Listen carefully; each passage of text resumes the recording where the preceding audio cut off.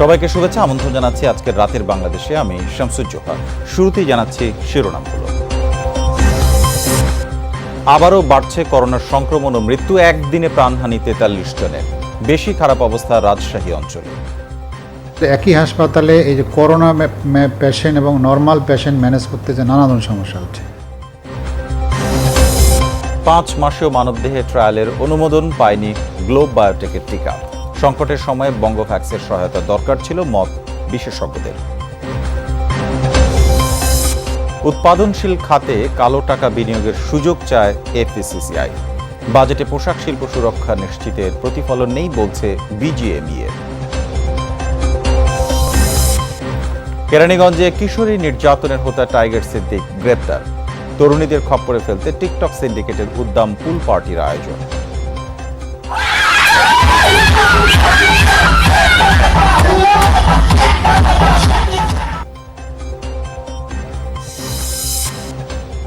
Kushtia sugar mill থেকে 53 ton চিনি গায়েব। স্টোর কিপারকে সাময়িক বরখাস্ত করে তদন্ত শুরু। আমরা তাৎক্ষণিকভাবে ব্যবস্থা নিয়েছি এবং একটা তদন্ত কমিটি গঠন করেছি এবং গোডাউন কিভাবে আমরা তাৎক্ষণিকভাবে সাসপেন্ড করেছি। এছাড়াও আজকের রাতের বাংলাদেশে আরও থাকছে ক্রিকেটারদের ব্যস্ত সূচি, জিম্বাবুয়ে সফর নিয়ে ভাবাচ্ছে নির্বাচকদের, বিশ্রাম পলিসির পাশাপাশি পরিবার পাঠানোর চিন্তা ভাবনা।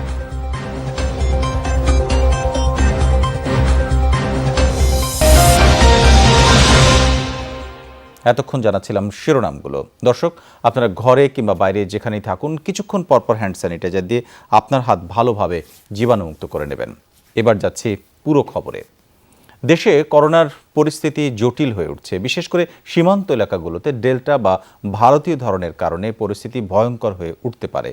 এরই মধ্যে রাজশাহী অঞ্চলে সংক্রমণের সঙ্গে পাল্লা দিয়ে বাড়ছে মৃত্যু। 24শে মে থেকে শনিবার পর্যন্ত 13 দিনে রাজশাহী মেডিকেলের করোনা ওয়ার্ডগুলোতে 101 জনের মৃত্যু হয়েছে। গেল এক সপ্তাহে মারা গেছে 64 জন। শনাক্তের হার বেড়ে হয়েছে 46%। করোনা তার ভয়াবহ রূপ নিয়ে হাজির রাজশাহী অঞ্চলে। দ্বিতীয় ঢেউয়ের শুরু থেকে সংক্রমণের ঊর্ধ্বগতি দুশ্চিন্তার কারণ হলেও এখন এসে চোখ রাঙাচ্ছে মৃত্যুর রেকর্ডের সংখ্যাও। এরই মধ্যে রাজশাহী মেডিকেল কলেজ হাসপাতালে করোনা ওয়ার্ডগুলোতে চিকিৎসাধীন অবস্থায় রেকর্ড সংখ্যক মৃত্যু হয়েছে, যার বেশিরভাগই গেল 7 দিনে। মৃত্যুহারের এই ঊর্ধ্বগতি এখানেই থামবে এমন ভরসা আপাতত মিলছে না। পরিস্থিতি আমরা একটা উদ্বেগজনক মনে করছি আর কি। তো আমরা চেষ্টা করছি সবাইকে সর্বাত্মক চেষ্টা দিয়ে সাপোর্ট দিয়ে আমরা সুস্থ করে চেষ্টা করছি এবং আমরা সবার সহযোগিতা এখানে পাচ্ছি। দ্বিতীয় ঢেউ শুরুর পর 4টি ওয়ার্ডে মোট 232 জন রোগীর চিকিৎসার সক্ষমতা নিয়ে এই হাসপাতালে করোনা ইউনিট চালু হয়। সেই সক্ষমতা ছাড়িয়ে যাওয়ায় আরও একটি সাধারণ ওয়ার্ডকে করোনা ওয়ার্ডে রূপান্তরিত করা হয়েছে। আমাদের হাসপাতালের বাইরে আর কোনো হাসপাতাল নাই, যার ফলে আমাদের একই হাসপাতালে এই যে করোনা পেশেন্ট এবং নর্মাল পেশেন্ট ম্যানেজ করতে যে নানা ধরনের সমস্যা হচ্ছে। বিভিন্ন ওয়ার্ডেও করোনা রোগী, নর্মাল যেগুলো করোনা ওয়ার্ড না সেখানেও কিন্তু রুগীরা করোনা হিসেবে ডায়াগনোসিস হচ্ছে, তখন তাদেরকে আমরা গ্রাজুয়ালি করোনাতে শিফট করতেছি। তো এইখানে একই হাসপাতালে যে সমস্যাটা হয় সেটা এখন আমরা ফেস করছি।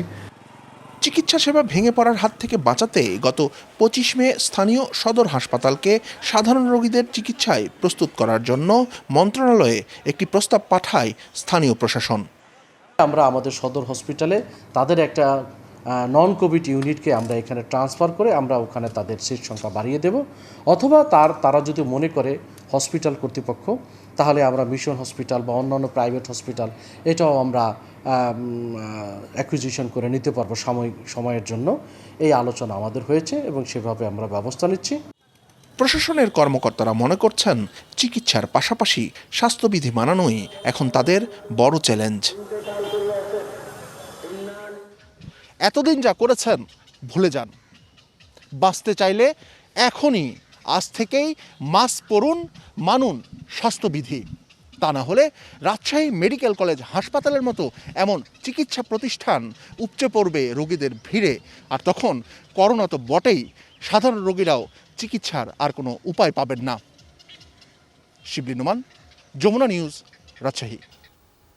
দেশে করোনায় ২৪ ঘন্টায় মৃত্যু হয়েছে আরও ৪৩ জনের, নতুন করে শনাক্ত হয়েছে ১,৪৪৭ জন। করোনায় সর্বমোট প্রাণহানি হয়েছে ১২,৮০১ জন। স্বাস্থ্য অধিদপ্তরের তথ্য মতে নমুনা পরীক্ষা করা হয়েছে ১৩,১১৫ জনের। পরীক্ষার অনুপাতে শনাক্তের হার ১১.০৩%। এ পর্যন্ত মোট শনাক্ত রোগীর সংখ্যা ৮,০৯,৩১৪ জন। ২৪ ঘন্টায় সুস্থ হয়েছেন ১,৬৬৭ জন। মোট সুস্থ ৭,৪৯,৪২৫ জন। মৃত ৪৩ জনের মধ্যে ৩০ জন পুরুষ, নারী ১৩ জন। ৫ মাসেও মানবদেহে ট্রায়ালের অনুমোদন পায়নি গ্লোব বায়োটেক উদ্ভাবিত বঙ্গোভ্যাক্স। কোনো কারণ না জানালেও নির্বিকার দায়িত্বপ্রাপ্ত প্রতিষ্ঠান বিএমআরসি। বিশেষজ্ঞরা বলছেন সংকটের এই সময়ে সহায়তা দরকার ছিল। ৩ ধাপে ট্রায়ালে সফল হলে নতুন তালিকায় নাম উঠত বাংলাদেশের। রাসেল আহমেদের রিপোর্ট। প্রথম করোনা ভ্যাকসিনের আবিষ্কারক বায়োনটেক ২০০৮ সালে প্রতিষ্ঠিত গবেষণা প্রতিষ্ঠানটি ২ বছর আগেও ছিল অপরিচিত। করোনার ভ্যাকসিন গবেষণায় বায়োনটেককে ৩৭৫ মিলিয়ন ইউরো সহায়তা দেয় জার্মান সরকার। ফাইজার বায়োনটেকের ভ্যাকসিন এখন বিশ্ব কূটনীতির অন্যতম বড় শক্তি। একই প্রযুক্তির messenger ribonucleic acid mRNA vaccine Bangavax. দেশীয় প্রতিষ্ঠান গ্লোব বায়োটেক আবিষ্কারের ঘোষণা দেয় গেল বছর জুলাই মাসে। বিভিন্ন জার্নালে প্রকাশিত হয়েছে গবেষণা প্রতিবেদন, ঠাঁই হয়েছে বিশ্ব স্বাস্থ্য সংস্থার প্রক্রিয়াধীন ভ্যাকসিন তালিকাতেও। মানবদেহে পরীক্ষার অনুমতির জন্য গেল জানুয়ারিতে আবেদন করে প্রতিষ্ঠানটি। সরকারের প্রতি আমাদের পূর্ণ আস্থা আছে। আমরা আশা করি, যেহেতু এখন পর্যন্ত তারা কোনো প্রকার প্রতিক্রিয়া জানেন, আমরা ধরে নেব যে ওনারা এই ব্যাপারে ইতিবাচক। নিয়ম অনুযায়ী ৩ মাসের মধ্যে ফলাফল জানানোর কথা বাংলাদেশ মেডিকেল রিসার্চ কাউন্সিলের, কিন্তু 5 মাসেও অনুমোদন দেয়া না দেওয়ার বিষয়ে নিশ্চুপ বিএমআরসি। এই বিষয়ে সরকার বলবে, সরকার স্বাস্থ্য মন্ত্রণালয় বলবে। এর আগে জানিয়েছিলেন সরকারের সবুজ সংকেতের অপেক্ষায় ছিল বিএমআরসি, শীঘ্রই অনুমোদন দেয়া হবে। একটা পর্যায়ে যখন সরকার আমাদেরকে বলে যে প্লিজ গো স্লো, খুবই আশাবাদী যে এই সপ্তাহের মধ্যেই আমরা এই ব্যাপারে একটি চূড়ান্ত সিদ্ধান্ত দিব। মানবদেহে পরীক্ষায় সহায়তাকারী প্রতিষ্ঠান সিআরও এর সাথে যুক্ত ঢাকা বিশ্ববিদ্যালয়ের এই শিক্ষক বলেন, অনুমতি পেলে সফল হবে বঙ্গোভ্যাক্স।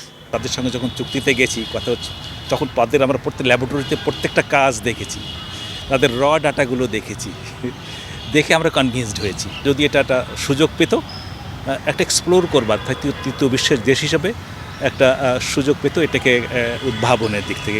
বিশেষজ্ঞরা বলছেন, দেশে ভ্যাকসিন আবিষ্কার সফল হলে নতুন উচ্চতায় উঠত বাংলাদেশ। সংকটের এই সময়ে হয়রানি নয়, নানাভাবে সহায়তা দরকার ছিল উদ্ভাবকদের। আমি মনে করি বাংলাদেশের টিকা তৈরিতে এটা একটা মাইলস্টোন। ঠিক একইভাবে উচিত ছিল সরকারের এখানে বিনিয়োগ করা। বায়োনটেক, ফাইজার জার্মানিতে প্রবৃদ্ধি বাড়িয়ে দিয়েছে একটা টিকা, তাহলে বাংলাদেশের জন্য কি হতে পারত? এখন টিকার এত চাহিদা। বিশেষজ্ঞরা বলছেন, হার্ড ইমিউনিটির জন্য অন্তত 12.5 কোটি মানুষের 25 কোটি ডোজ ভ্যাকসিন দরকার। এখন পর্যন্ত পাওয়া গেছে 1 কোটির কিছু বেশি। রাসেল আহমেদ, যমুনা নিউজ, ঢাকা। ঢালাওভাবে নয়, নির্দিষ্ট সময়ের জন্য উৎপাদনশীল খাতে কালো টাকা বিনিয়োগের পক্ষে এফবিসিসিআই। অগ্রিম আয়কর বেআইনি উল্লেখ করে তা বন্ধ করা জরুরি বলে মনে করে ব্যবসায়ীদের এই শীর্ষ সংগঠন। অন্যদিকে পোশাক শিল্প সুরক্ষা এবং কর্মসংস্থান নিশ্চিত করতে বাজেটে কোনো নির্দিষ্ট প্রস্তাব নেই বলে মনে করে পোশাক শিল্প মালিকদের সংগঠন বিজিএমইএ। 2021-22 অর্থ বছরের প্রস্তাবিত বাজেট নিয়ে আনুষ্ঠানিক প্রতিক্রিয়া জানাতে সংবাদ সম্মেলনে ব্যবসায়ীদের শীর্ষ সংগঠন এফবিসিসিআই ডিস্ট্রিবিউট করার জন্য কোন সেক্টরে কিভাবে, এটা তো হইতে পারে না। এটা তো বাজেট পুরোপুরি ব্যবসা বান্ধব। অর্থমন্ত্রীর সঙ্গে সুর মিলিয়ে এফবিসিসিআই বলছে, এনবিআর এর কর নীতি ও কর আদায় বিভাগকে পৃথক করা দরকার। বলা হয়, কর ছাড় সুবিধায় ভবিষ্যতে বাড়বে কর্মসংস্থান, অর্থনীতিতে ইতিবাচক অবদান রাখবে। অপ্রতিষ্ঠিত টাকা যদি থাকে, একটা ম্যাক্সিমাম একটা টাইম ফিক্স করে আমাদের প্রোডাক্টিভ খাতে, যেখানে কর্মসংস্থান হবে, যেখানে প্রোডাকশন হইতে পারে, ইন্ডাস্ট্রিয়ালাইজেশন হইতে পারে, সেখানে হয়তো একটা সুযোগ দিতে পারে, একটা টাইম ফিক্স করে। ওদিকে বাজেট নিয়ে প্রতিক্রিয়া জানাতে গণমাধ্যমের সামনে হাজির হয় পোশাক শিল্প মালিকদের শীর্ষ সংগঠন বিজিএমইএ। এবং করের বোঝা কমিয়ে করের নেট বাড়ানোর উপরে ব্রিফিংয়ে বলা হয়, পোশাক শিল্প সুরক্ষা এবং কর্মসংস্থান নিশ্চিতে বাজেটে প্রতিফলন নেই। দাবি করা হয় শ্রমিকদের মজুরি বাবদ দেয়া প্রণোদনার মেয়াদ বাড়ানো প্রয়োজন। 2021-22 অর্থ বছরের বাজেটে আমাদের বেশ কিছু প্রস্তাব ছিল যা শিল্পের ঘুরে দাঁড়ানো ও কর্মসংস্থানের জন্য অপরিহার্য, তার প্রতিফলন হয়নি। মজুরি বাবদ দেওয়া ঋণ প্রণোদনাটির পরিশোধের মেয়াদ বৃদ্ধির বিষয়ে আমাদের সুপারিশটি বিবেচনাযোগ্য বলে আমরা মনে করি। পোশাক রপ্তানির উপর বর্তমানে 0.5% উৎসে কর হার রয়েছে। শিল্পের স্বার্থে তা আরও 5 বছর অব্যাহত রাখার দাবিও জানায় বিজিএমইএ। রিমন রহমান, যমুনা নিউজ, ঢাকা। ঢাকার কেরানীগঞ্জে শিশু ধর্ষণ নির্যাতনের ঘটনার মূল হোতা সিদ্দিক ওরফে টাইগার সিদ্দিককে গ্রেপ্তার করেছে র্যাব। এর সাথে আরও যারা জড়িত তাদের শনাক্ত করা হয়েছে। ভুক্তভোগীকে নির্মম অত্যাচার করা হয়েছে বলে জানিয়েছেন প্রত্যক্ষদর্শী এবং তদন্তকারীরা। রিপোর্ট মনিরুল ইসলামের। কেরানীগঞ্জের মডেল থানা এলাকার বড় ডাকপাড়া মসজিদের পেছনে টিনের এই ঘিঞ্জি ঘরে ভাড়া থাকত সিদ্দিক ওরফে টাইগার সিদ্দিক। শুক্রবার শেষ রাতে এই ঘরে তুলে আনা হয় 10 থেকে 11 বছরের এক শিশু মেয়েকে। ভোর থেকে কয়েক ঘন্টার নির্মম নির্যাতন করে সিদ্দিক ও তার সহযোগীরা। করা হয় ধর্ষণ। মোবাইল ফোনে সেই ভিডিও ধারণ করে অপরাধীরা। শিশুটির চিৎকারে ঘুম ভাঙে পাশের ঘরের বাসিন্দাদের। পরে মেয়েটিকে উদ্ধার করতে গেলে পালিয়ে যায় সিদ্দিক। মেয়েটা মা বাবা চিল্লাইতেছে যে একটা করে ঘুষি দিতেছে আর মা মা। তখন আমরা ঘুমির থেকে উঠা আমার শাশুড়ি শ্বশুর এবং আমার ওয়াইফ আসলো। নির্যাতনের সময় টাইগার একেই আমরা মারধর করতে দেখছি, ঠিক আছে। কিন্তু টাইগারের আগে আরও লোক ছিল। বিবর্ষর মধ্যে কি যে চাক্কু আসলো, চাক্কু দিয়ে এমনি মারে হেমনে মারে, মনে করুন হুইয়া বয়া, মানে যা খুশি। দুইটা মেয়ে চিল্লাপাল্লা শব্দ, একটা বেউসাই পড়ে রয়েছে। তারপর যে লোকটা এডি করছে হেরা জানলা ভাঙে দৌড় দিছে। পরে মেয়েটার আমরা না ঘরে পরে শোয়াইছি। অচেতন অবস্থায় উদ্ধারের পর ঢাকা মেডিকেলের অন স্টপ ক্রাইসিস সেন্টারে ভর্তি করা হয়েছে শিশুটিকে। ধারণ করা ভিডিওটি ফেসবুকে আসতে না আসতেই অপরাধীর পেছনে ছোটে র্যাপিড অ্যাকশন ব্যাটালিয়ন। শনিবার সকালে সিদ্দিককে গ্রেফতার করে কেরানীগঞ্জ থানা পুলিশের কাছে সোপর্দ করা হয়। ভুক্তভোগীর কাছ থেকে বক্তব্য নিয়ে একটি মামলাও দায়ের করা হয়েছে। ওর বিরুদ্ধে 2টো মার্ডার কেসের মামলা আছে, আগে আরো 5টি মামলা আছে। বেসিক্যালি খুব খারাপ লোক এবং এই বাচ্চাটাকে ওকে যে রেপ করেছে এটা আমরা শুনেছি, এটা তো মেডিকেল পরীক্ষার মাধ্যমে বের হবে। তবে ওকে সিভিয়ারলি টর্চার করেছে। তদন্তকারীরা জানিয়েছেন ভুক্তভোগী মেয়েটি ভাসমান ছিল। রাজধানীর লক্ষ্মীবাজারের ভিক্টোরিয়া পার্ক এলাকায় পথশিশু হিসেবে থাকত সে। তার সাথে তার পরিবারের কেউ থাকে না। নির্যাতনের ভিডিও ধারণকারীকেও পুলিশের হেফাজতে নেওয়া হয়েছে। সিদ্দিকের সাথে আরও কেউ ছিল কিনা তাদের শনাক্ত করে আটকের চেষ্টা চলছে। মনিরুল ইসলাম, যমুনা নিউজ, ঢাকা। কেঁচো খুঁড়তে গিয়ে একের পর এক বেরিয়ে আসছে অজগর। নারী পাচারকারী চক্রের সন্ধানে নেমে বেরিয়ে আসে পুল পার্টির নামে রিসোর্টগুলোর অবৈধ কার্যক্রম। হালের ক্রেজ টিকটক বা লাইকির মাধ্যমে অশ্লীলতা ছড়ানোর ভয়াবহতাও উঠে আসে হৃদয় বাবুর হাত ধরে।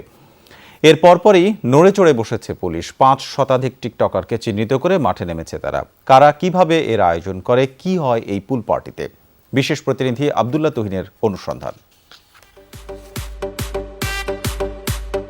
কি হচ্ছে ঢাকার আশপাশের নির্জন রিসোর্টগুলোতে? ডিজে কিংবা পুল পার্টি নামে এখানে চলে উঠতি বয়সী তরুণ তরুণীদের অবাধ মেলামেশা। উচ্চ শব্দের ডিস্কো জকির তালে সুইমিং পুলে উদ্দাম নাচানাচি। এদের বেশিরভাগই পূর্ব পরিচিত নয়। সামাজিক যোগাযোগ মাধ্যমে পুল পার্টির টিকিট বিক্রি। উঠতি বয়সের তরুণদের আকৃষ্ট করতে ব্যবহার করা হয় তরুণীদের। আমার পেজ থেকে পুল পার্টির কার্ড সেল হবে। সিঙ্গেল যদি যান তাহলে প্রাইস পড়বে কার্ডটার 1000 টাকা জনপ্রতি। আর যদি এখানে আপনারা কাপল যেতে চান তাহলে এখানে প্রাইস পড়বে 1600 টাকা। এই সকাল 8টা থেকে 8টা বা 9টা এরকম। ডিজে মিথিলা, ডিজে অপূর্ব, কমাসে 5টা। যদি কারো রুম লাগে তাহলে রুম দেওয়া যাবে। হ্যাঁ, যদি আপনার লাগে আপনি আমার বলবেন, আমি ওরে বলবো। সুইমিং পুলে উন্মত্ত নাচানাচির মাঝেই নারী সান্নিধ্যে আসে উঠতি তরুণরা। কেউ পুল থেকে চলে যান একান্তে সময় কাটাতে। অবৈধ সম্পর্কে জড়িয়ে পড়ে বিভিন্ন এলাকা থেকে আসা বখাটেরা। সম্প্রতি আলোচনায় আসা টিকটক হৃদয় এভাবেই পা বাড়ান অপরাধ জগতে। পুল পার্টির আড়ালে নারী পাচার সিন্ডিকেটের অন্যতম হোতায় পরিণত হন। গাজীপুরের নির্জন আফরিন রিসোর্টে নিয়মিতই চলত হৃদয়বাবুর পুল পার্টি। পরিচয় বন্ধুত্বের পর উচ্চাভিলাষী তরুণীদের পাচার করে দিত হৃদয়। পালিয়ে আসা এমন এক ভুক্তভোগী জানালেন তার অভিজ্ঞতা। পুল পার্টিতে অনেক কিছুই হয়, যেমন মদ গাঁজা, এগুলা তো ওরা নন স্টপ দেয় ছেলেরা, মানে যারা ছাড়ে আর কি ওরা। হৃদয় শেয়ার ছাড়ছিল, এই পার্টিতে অনেক কিছু দিচ্ছে, হৃদয় নিচে দিচ্ছে। প্রথমে বলা হয় বানানো হবে টিকটক সুপারস্টার, এরপর লোভ দেখানো হয় ভালো চাকরির। এভাবেই পাচার সিন্ডিকেটের খপ্পরে পড়ে যায় অল্প বয়সে বখাটে বনে যাওয়া কিশোরীরা। বিদেশে পাচার করার পরে যে সমস্ত মেয়েরা ওখানে গেছেন তাদেরকে তারা প্রথমেই যে কাজটা করতো নেশা জাতীয় দ্রব্যাদি খাইয়ে দিয়ে তাদেরকে বিবস্ত্র করে তাদেরকে বিভিন্নভাবে চিত্র ধারণ করে তাদেরকে জিম্মি করে তাদেরকে খারাপ কাজে বাধ্য করতো। নারী পাচারকারী চক্রের হোতা হৃদয় ও তার কয়েক সহযোগী গ্রেফতারের পর কিছুটা নড়েচড়ে বসে আইন শৃঙ্খলা বাহিনী। পুল পার্টির আয়োজকদের পাশাপাশি টিকটক ও লাইকির নামে অশ্লীল ভিডিও তৈরি করা 5 শতাধিক বখাটের তালিকা নিয়ে মাঠে নেমেছে তারা। আব্দুল্লাহ তুহিন, যমুনা নিউজ, ঢাকা। জলবায়ু পরিবর্তনের বিরূপ প্রভাব থেকে রক্ষা পেতে দেশবাসীকে বৃক্ষরোপণের আহ্বান জানিয়েছেন প্রধানমন্ত্রী শেখ হাসিনা। নিজ আঙিনায় সাধ্য অনুযায়ী সকলকে বৃক্ষরোপণের আহ্বান জানিয়ে বৃক্ষরোপণ অভিযানের উদ্বোধন করেন শেখ হাসিনা। সকালে গণভবনে বিশ্ব পরিবেশ দিবস উপলক্ষে ডুমুর এবং সোনালু গাছের 2টি চারা রোপণ করে দেশব্যাপী এই কার্যক্রমের উদ্বোধন করেন সরকার প্রধান। মহামারীর এই সময়ে প্রধানমন্ত্রীর সাথে ছিলেন সীমিত সংখ্যক কর্মকর্তা। প্রধানমন্ত্রী বলেন, বনায়নের ক্ষেত্রে সফলতা রয়েছে বাংলাদেশের। ব্যাপক সবুজায়নের মাধ্যমে ক্ষতির হাত থেকে দেশকে রক্ষার জন্য সকলের প্রতি পরামর্শ দেন তিনি। কেবল বৃক্ষরোপণ নয়, গাছের যত্ন নেবার বিষয়েও সবাইকে সচেতন হওয়ার তাগিদ দেন প্রধানমন্ত্রী। যার যেখানে যতটুকু জায়গা পান অন্তত গাছ লাগান। 3টা করে গাছ লাগাতে পারলে সব থেকে ভালো হয়, আর সেটা যদি না পারেন অন্তত একটা গাছ লাগালেও লাগাবেন। তো আমরা চাই যে একটা ফলজ, একটা বনজ আর একটা ভেষজ, এই ধরনের গাছ লাগাতে। পরিবেশ আমাদের রক্ষা করতে হবে। এই দেশ আমাদের। আজকে জলবায়ু পরিবর্তনের অভিঘাত থেকে দেশকে রক্ষা করতে হলে আমাদের সবুজ বাংলাকে আরও সবুজ করতে হবে। সরকারের সব কর্মকাণ্ডের মূলে দুর্নীতি। জলবায়ু পরিবর্তন তহবিলের অর্ধেক টাকা লুটপাট করা হয়েছে। প্রেস ক্লাবে পরিবেশ দিবসের আলোচনায় এমন অভিযোগ করেছেন বিএনপি মহাসচিব মির্জা ফখরুল ইসলাম আলমগীর। বলেছেন, পরিবেশ রক্ষায় রাজনৈতিক নেতাদের প্রতিশ্রুতি সবচেয়ে বেশি জরুরি। করোনাকালের বাজেটে সরকারের কোনো রোডম্যাপ নেই বলেও মন্তব্য করেন তিনি। প্রেস ক্লাবে বিএনপি আয়োজিত পরিবেশ দিবসের আলোচনা। এতে মহাসচিব মির্জা ফখরুল ইসলাম আলমগীর বলেন, পরিবেশ রক্ষায় অঙ্গীকারবদ্ধ হতে হবে রাজনৈতিক নেতাদের। অভিযোগ করেন, জলবায়ু পরিবর্তন সংক্রান্ত বৈশ্বিক তহবিল থেকে প্রাপ্ত অর্থের অর্ধেকই লুট করা হয়েছে, বাকিটা ফেরত গেছে। মজার ব্যাপার হচ্ছে যে ক্লাইমেট চেঞ্জের ওপরে আপনার ওয়ার্ল্ডের একটা ফান্ড আছে, ওয়ার্ল্ড ব্যাংকের। সেই ফান্ড থেকে ওরা টাকাও পেয়েছিল গত কয়েক বছর ধরে, 700 কোটি টাকা। অর্ধেক খেয়ে ফেলেছে, অর্ধেক ফেরত গেছে, কাজ করতে পারে নাই। এবং তাদের মূল লক্ষ্যটা, আপনার সমস্ত কর্মকাণ্ডের মূল লক্ষ্য হচ্ছে লুট করা। বিএনপি সরকারের সাবেক বনমন্ত্রী ও পানি সম্পদ মন্ত্রী বলেন, জবাবদিহিতামূলক নয় বলেই সরকার পরিবেশ সংরক্ষণে কোনো ভূমিকা রাখছে না। শুষ্ক মৌসুমে মিলছে না পানি, বর্ষায় প্লাবিত হচ্ছে জনপদ। অ্যাকাউন্টেবল বা জবাবদিহিমূলক সরকার যদি সৃষ্টি না করতে পারেন, আর জনগণের মালিক, সেই মালিকানা যদি জনগণ অ্যাসার্ট না করে যে আমরা মালিক, তাহলে এই দুর্বৃত্তায়ন চলবে। এই ফারাক্কার ফলে 20টা নদী আমাদের মরে গিয়েছে, 20টা নদীর অস্তিত্ব নাই, হারিয়ে গিয়েছে 20টা নদী। আমাদের জীবন, জীবিকা, পরিবেশ, প্রতিবেশ, মৎস্য সম্পদ, যোগাযোগ সবকিছুই তো ধ্বংস হয়ে যাচ্ছে এই পানি আগ্রাসনের ফলে। বিএনপি মহাসচিব দাবি করেন, বাজেটে কোনো রোডম্যাপ নেই সরকারের। হতাশ না হয়ে পরিকল্পিত সংগ্রামের মধ্য দিয়ে এগিয়ে যাবার প্রত্যয় ব্যক্ত করেন তিনি। হাজার হাজার কোটি টাকা তারা এই প্রজেক্টে ব্যয় করছে। এই মেগা প্রজেক্টের জন্য এবারও দিয়েছে 75,000 কোটি টাকা, যেটা আমার এই মুহূর্তে কোনো প্রয়োজন নেই। আমার এই মুহূর্তে সবচেয়ে বড় প্রয়োজন মানুষকে বাঁচানো। আমরা অনেক নেতারা অনেক সময় হতাশার কথা বলি। হতাশার কথা বললে বাঁচার কোনো পথ থাকবে না। সংগ্রাম, লড়াই হচ্ছে চিরন্তন লড়াই। আপনাকে লড়াই করে করেই বেঁচে থাকতে হবে, এটা প্রকৃতির নিয়ম। সরকার বিরোধী আগামী আন্দোলনে সুস্থ হয়ে বিএনপি চেয়ারপারসন বেগম খালেদা জিয়ার নেতৃত্ব দেবেন বলে আশাবাদ জানান বিএনপি নেতারা। সাইফুদ্দিন রবিন, যমুনা নিউজ, ঢাকা। বিএনপি গণতন্ত্র হত্যাকারী বলে মন্তব্য করেছেন আওয়ামী লীগের সাধারণ সম্পাদক ওবায়দুল কাদের। সকালে তার বাসভবনে সাংবাদিকদের বিভিন্ন প্রশ্নের জবাবে তিনি এই মন্তব্য করেন। তাদের গণতন্ত্র ছিল কারফিউ গণতন্ত্র। তারাই এ দেশের ইতিহাসে গণতন্ত্রের হত্যাকারী হিসাবে চিহ্নিত। তারাই নির্বাচনের নামে, নির্বাচনের কফিনে বারে বারে গণতন্ত্রকে লাশ বানিয়েছিল। চিনি নিয়ে রীতিমতো ছিনিমিনি শুরু করেছে কুষ্টিয়া সুগার মিলে। স্টোর থেকে 53 টন চিনি গায়েব হয়ে গেছে। কোথায় গেল চিনি তার হদিস মিলছে না কোনোভাবে। ঘটনার তদন্ত এরই মধ্যে শুরু করেছে কর্তৃপক্ষ। সাময়িক বরখাস্ত করা হয়েছে স্টোর কিপারকে। অব্যাহত লোকসানের মুখে সম্প্রতি রাষ্ট্রায়ত্ত 16টি চিনিকলের মধ্যে বন্ধ হয়ে যায় 6টির উৎপাদন। বন্ধের সেই তালিকায় ছিল কুষ্টিয়াও। উৎপাদন বন্ধ হলেও আগের মৌসুমগুলোর উৎপাদিত বিপুল পরিমাণ চিনি অবিকৃত থেকে যায়, যা মজুদ ছিল স্টোরে। সম্প্রতি গুঞ্জন ওঠে ধীরে ধীরে কমছে চিনির বস্তা। গুঞ্জন এক পর্যায়ে পৌঁছায় ঊর্ধ্বতনদের কান পর্যন্ত। তারা শুরু করে তদন্ত। প্রাথমিকভাবে 53 টন চিনি সরিয়ে ফেলার তথ্য পায় মিল কর্তৃপক্ষ। চিনিতে কোনোদিন গোডাউন খালি হয়নি বা বোঝাও যায়নি এতদিন। এখন এই মুহূর্তে এসে গোডাউন খালি হয়ে যাচ্ছে, এখন বোঝা আছে। যারা এর ভিতর জড়িত আছে আমরা তাই যে সুস্থ তদন্ত হয়ে তাদের শাস্তির ব্যবস্থা। এটা যে কত বড় একটা দুর্নীতির যে আখড়া হয়ে গেছিল তার কিন্তু প্রমাণ কিন্তু এটাই।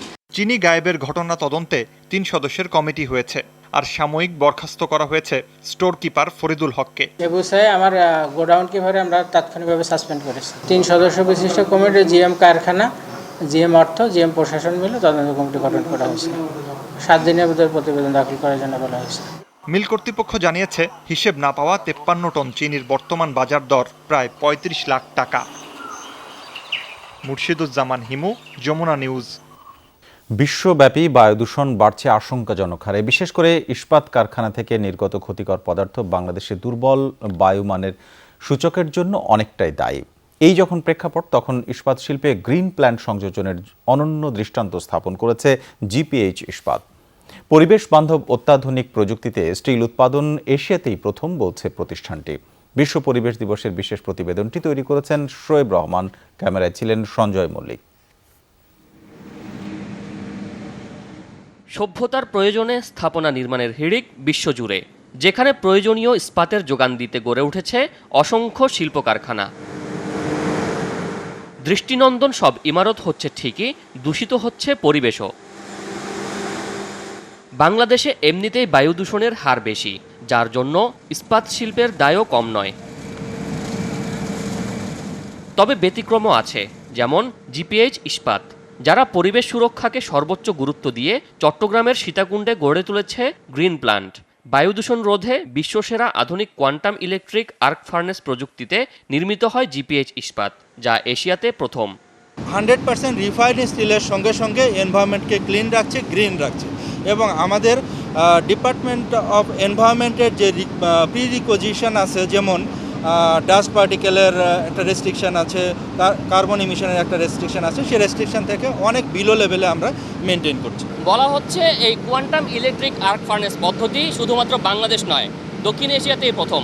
এবং এই পদ্ধতিতে ইস্পাত থেকে কার্বন, নাইট্রোজেন, ফসফরাস এবং সালফারের মতো বিষাক্ত গ্যাস বের করে দিয়ে ইস্পাতকে করে তোলে আরও দৃঢ় এবং মজবুত। বাংলাদেশ ছাড়া আর মাত্র 3টি দেশে রয়েছে এ প্রযুক্তির কারখানা, যেখানে দূষিত গ্যাস 2 ধাপে পরিশোধন শেষে সম্পূর্ণ নিরাপদ করে ছাড়া হয় বায়ুমণ্ডলে। ফলে বায়ু দূষণের মাত্রা সহনীয় পর্যায়ের চেয়েও কম। এখানে প্রাইমারি এবং সেকেন্ডারি ইউনিট 2টা ভাগে। এনভায়রনমেন্টাল স্টিলের থেকে যেই পলিউশনটা হয় সেটাকে কালেক্ট করে ব্যাগ হাউসের মাধ্যমে রিফাইন করে পিওর এয়ারটাকে এনভায়রনমেন্টে রিলিজ করা হয়। বিভিন্ন দেশ থেকে আমদানিকৃত স্ক্র্যাপ থেকেই সীতাকুণ্ডে জিপিএইচের এই কারখানায় তৈরি হচ্ছে সবচেয়ে উন্নত মানের বিলেট, যা থেকে পরবর্তীতে তৈরি হচ্ছে ইস্পাত। সর্বোচ্চ মানের কারণে এই বিলেট রপ্তানি হচ্ছে চীনেও, যা দেশের যে কোনো পর্যায়ের ইস্পাত ফ্যাক্টরির মধ্যে একক ও সর্বপ্রথম। শিল্প কারখানায় এ ধরনের উন্নত প্রযুক্তির ব্যবহার পরিবেশগত বিপর্যয় রোধে সহায়ক বলছেন বিশেষজ্ঞরা। কেউ যদি কোনো শিল্প প্রতিষ্ঠান যদি সমস্ত ক্রাইটেরিয়া মেনটেন করে, যে জনস্বাস্থ্যের ক্ষতি হবে না, এরকম সমস্ত কিছু মেনটেন করে যদি কোনো ইন্ডাস্ট্রি করে, তাকে অবশ্যই ধন্যবাদ পাওয়ার যোগ্য। কিছু ইন্ডাস্ট্রি লো ইমিশন করছে এবং তারা সলিড ওয়েস্ট ম্যানেজমেন্ট করছে যাতে হেলথ হ্যাজার্ড না হয় এবং কম বায়ু দূষণ করছে। এগুলি সত্যি অনুকরণীয়। শোয়েব রহমান, যমুনা নিউজ, চট্টগ্রাম। তরুণরা বিতর্ক প্রতিযোগিতার মতো সৃজনশীল কাজে যুক্ত থাকলে কিশোর অপরাধগুলো অনেকাংশেই কমে যাবে বলে জানিয়েছেন র্যাবের মহাপরিচালক চৌধুরী আব্দুল্লাহ আল মামুন। বলেন, কিশোর গ্যাং সংস্কৃতি রুখতে আইনশৃঙ্খলা বাহিনীর পাশাপাশি বাবা মাকে আরও বেশি দায়িত্বশীল আচরণ করতে হবে। আর ডিবেট ফর ডেমোক্রেসির chairman Hasan Ahmed Chowdhury Kiron TikTok, Likee এবং স্ট্রিমকার সহ বিভিন্ন সোশ্যাল সাইট বন্ধের আহ্বান জানান। কিশোর অপরাধ বৃদ্ধিতে সোশ্যাল মিডিয়ার অপব্যবহার নিয়ে ছায়া সংসদ বিতর্ক প্রতিযোগিতার আয়োজন করে ডিবেট ফর ডেমোক্রেসি। সকালে এফডিসিতে এই প্রতিযোগিতায় সরকারি দল হিসেবে নরসিংদীর আব্দুল কাদের মোল্লা সিটি কলেজ এবং বিরোধী দল হিসেবে ঢাকার শহীদ পুলিশ স্মৃতি কলেজের বিতার্কিকরা অংশ নেন। সামাজিক যোগাযোগ মাধ্যমের অপব্যবহারে কিশোররা বিভিন্ন অপরাধসহ অনৈতিক কর্মকাণ্ডে জড়িয়ে পড়ছে জানিয়ে সরকারি দল এসব মাধ্যম বন্ধের যুক্তি তুলে ধরেন। বিরোধী দল সোশ্যাল মিডিয়ার ইতিবাচক দিক তুলে ধরে বক্তব্য দেন।